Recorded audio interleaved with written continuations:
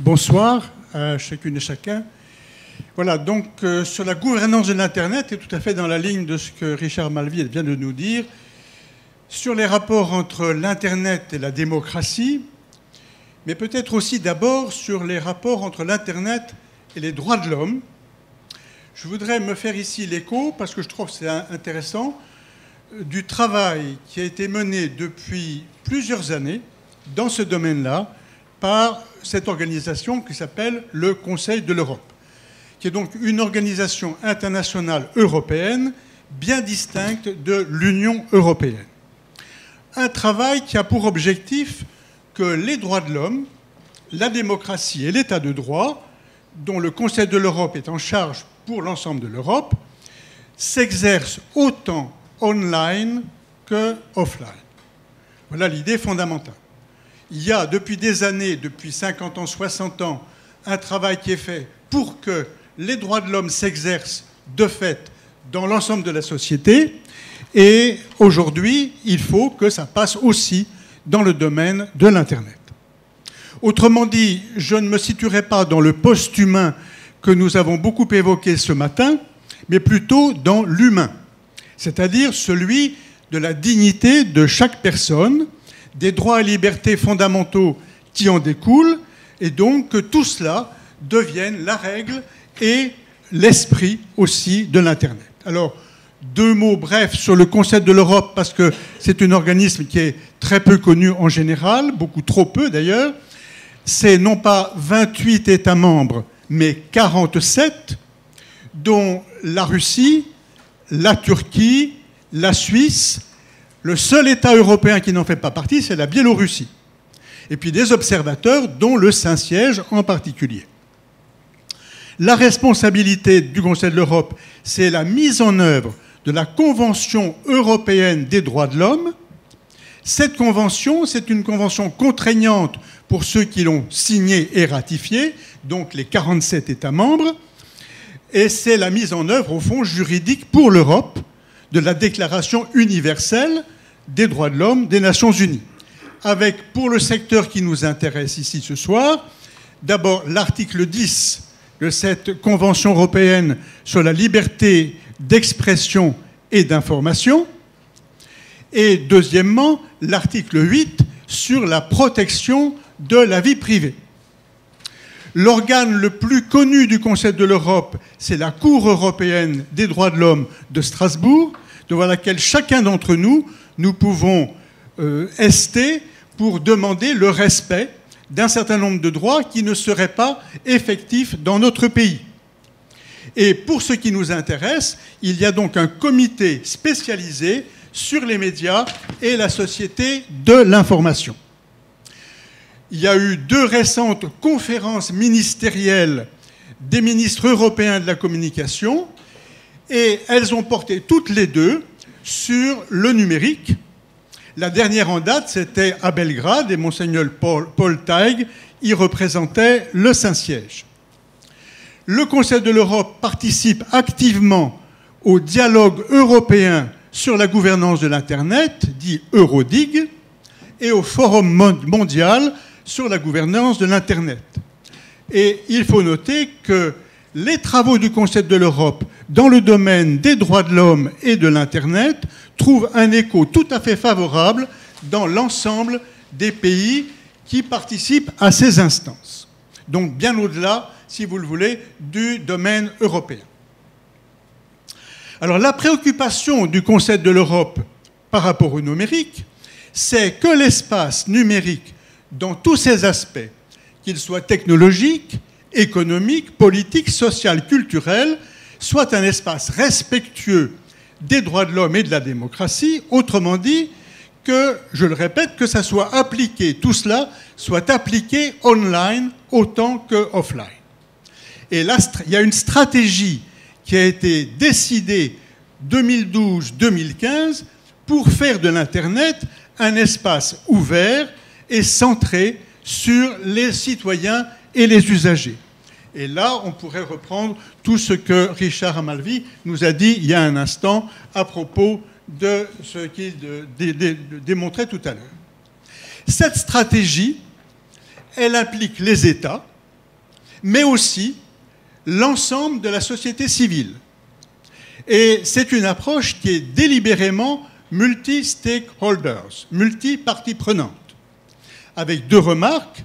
Il est évident que dans ce domaine en pleine évolution, des évolutions que personne ne peut prévoir actuellement, mais aussi en raison du caractère transfrontalier d'Internet, on ne peut pas se limiter aux seuls États.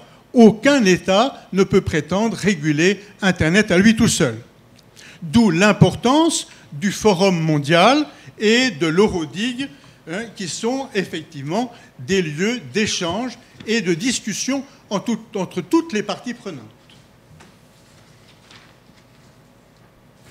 Il faut ajouter en outre que le fonctionnement même du Conseil de l'Europe, en général, devrait nous inciter, nous, société civile, à nous appuyer sur les textes qui sont votés au sein du Conseil de l'Europe, si bien entendu nous les jugeons utiles, pour faire progresser un Internet au service de tous.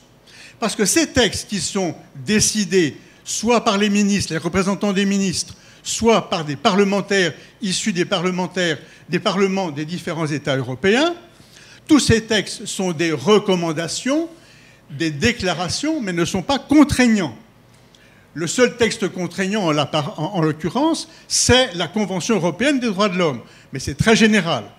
Donc, quand il y a un accord de principe des États membres sur un point, à nous de nous appuyer sur ces textes et d'en réclamer l'application effective. Parce que si nous ne nous y mettons pas, ils resteront dans les tiroirs. Et ça, on le voit tout le temps, on travaille beaucoup, et ça n'aboutit pas à grand-chose, parce qu'il n'y a pas de véritable mobilisation de la société civile autour de ça.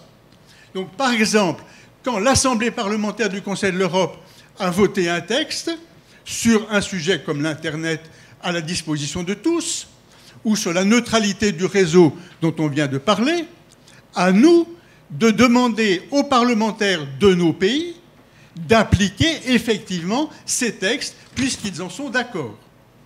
Mais réciproquement, il me semble que l'intérêt du travail du Conseil de l'Europe dans le domaine du numérique, c'est de nous rappeler, à nous, acteurs de l'Internet, l'importance de la dimension droits de l'homme, démocratie, dignité humaine dans ce domaine-là.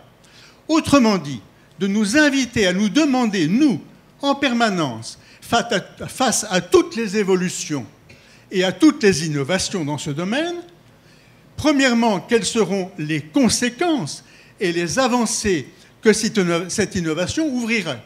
Par exemple, ce matin, on a très bien vu, en discutant autour de l'identité numérique, qu'il y a un certain nombre d'avancées, de possibilités, et comment est-ce que ça va favoriser effectivement les droits de l'homme et la dignité humaine. Mais aussi, si cette innovation ne comportera pas des risques pour les usagers, par exemple pour les personnes les plus vulnérables, qu'il s'agisse des enfants, des jeunes, ou par exemple des personnes qui sont en situation de handicap, je crois que j'ai dit comme il fallait, ou bien des personnes qui sont en situation de marginalisation.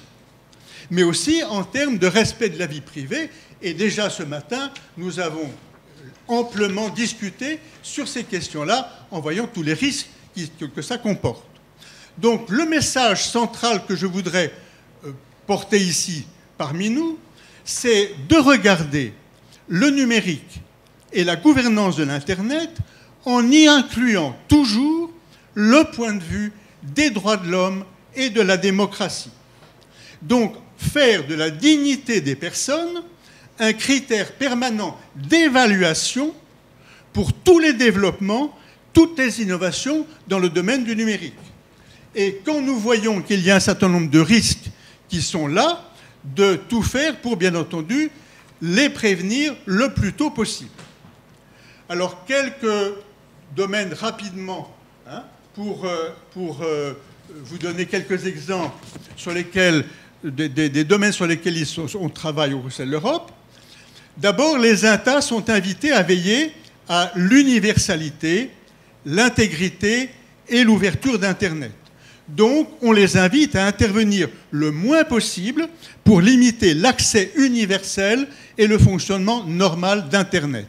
Qu'il n'y ait pas de niquilobstat. Voilà. Hein? Ou plutôt qu'il y ait niquilobstat et qu'il n'y ait pas d'imprimatur ou quelque chose du même ordre dans ce domaine-là. Limiter donc au maximum tout effet transfrontalier de décision nationale et reconnaître et avoir pour critère non seulement la neutralité du réseau, qu'on travaille beaucoup, vous l'avez souligné tout à l'heure, et c'est une des préoccupations du Conseil de l'Europe, mais aussi ce qu'on appelle la valeur de service public de l'Internet. Et ça, je crois que c'est un principe très important de se dire Internet doit être regardé, non pas d'abord comme une source de profit pour les uns ou pour les autres, comme une source d'information, comme une source de tout ce que vous voudrez, mais d'abord comme un service offert à tous. Et un service qui doit donc, en tant que service public, doit être à la disposition du maximum de personnes pour qu'ils puissent vivre sur Internet ce qu'ils ont envie d'y vivre. Voilà.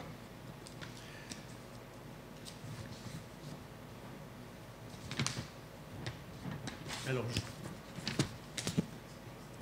donc, Richard a parlé de la neutralité, je n'y reviens pas.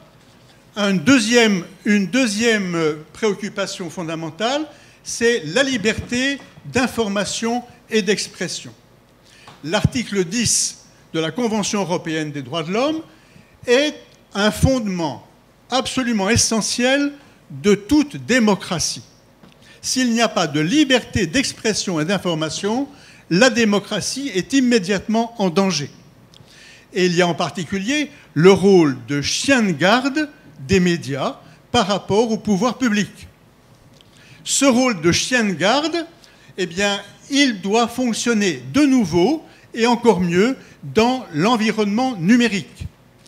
Et on doit créer les conditions dans l'environnement numérique pour que les médias puissent jouer parfaitement leur rôle d'information, de liberté d'expression et de critique, aussi bien des pouvoirs publics que de critique mutuelle au sein de la société. Alors, la question est jusqu'où ? Et ça, c'est une question fondamentale qui se pose déjà pour les journalistes. Le problème, c'est que maintenant, sur les blogs, vous avez tout un ensemble d'informations. Et que les blogueurs ne sont pas des journalistes professionnels. Les journalistes professionnels, en principe, ils ont une déontologie. On peut les repérer. On peut leur dire, voilà, vous dites ceci, vous dites ça, vous n'avez pas le droit. On peut vous faire un procès pour diffamation, etc., etc. Eh bien, maintenant, c'est tout un chacun qui est capable de s'exprimer sur Internet. Alors, dans quelle mesure est-ce que ceux qui s'expriment sur Internet vont pouvoir s'exprimer sans aucun contrôle, sans aucune contrepartie au niveau de la responsabilité? Quelle régulation est possible? L'autorégulation, oui, bien entendu, autant que c'est possible, autant, mais ça ne marche pas toujours, bien entendu. Et par exemple, dans cette conférence récente à Belgrade, on a bien vu que la Russie refusait absolument d'appliquer les mêmes règles aux blogueurs qu'aux journalistes. Bien entendu, parce que les journalistes, on peut les mettre sous contrôle. Hein, l'État peut les mettre sous contrôle. Les blogueurs, on ne peut pas. Alors si on leur laisse la liberté, ils vont parler. Et en Russie, ce n'est pas très bien vu. Un autre exemple, Mein Kampf. Un dernier, très bien. Un autre exemple, Mein Kampf va tomber très prochainement dans le domaine public et il va être diffusé très largement sur Internet. Comment prévenir les conséquences négatives de cette publication? Internet va-t-il être un lieu où chacun peut exprimer ses critiques ou bien est-ce que ça va être un lieu où vraiment on peut dialoguer réellement les uns avec les autres? Alors pour conclure, je dirais deux choses. La première, c'est qu'il existe deux instruments internationaux très importants auxquels ce matin on a fait très rapidement allusion. C'est la Convention de protection contre la cybercriminalité. Il y a actuellement beaucoup d'États, aussi non européens, comme les États-Unis par exemple, qui sont partis à cette convention. Et ça peut être un instrument très utile, et c'est un instrument nécessaire aujourd'hui. Et puis il y a la Convention sur la protection des données à caractère personnel, qui existe depuis plus de 30 ans, et qui est en train d'être ajustée, si je puis dire, au système actuel de l'Internet. Mais ce qui me semble le plus important, c'est tout le travail de conscientisation et d'empowerment, hein, on l'a dit à l'instant, de tous les usagers d'Internet. D'où tout le travail d'éducation. Et là, il me semble que nous devrions, dans toute formation aux médias, inclure toujours une dimension d'éducation aux droits de l'homme et à la citoyenneté démocratique. Il ne devrait pas y avoir de formation donnée quant aux médias, formation technique, tout ce que vous voudrez, sans qu'il y ait une part de formation à la dignité, au respect des personnes. Et réciproquement, il me semble que toute éducation à la citoyenneté démocratique et aux droits de l'homme, aujourd'hui, devrait inclure une part importante d'éducation aux médias numériques.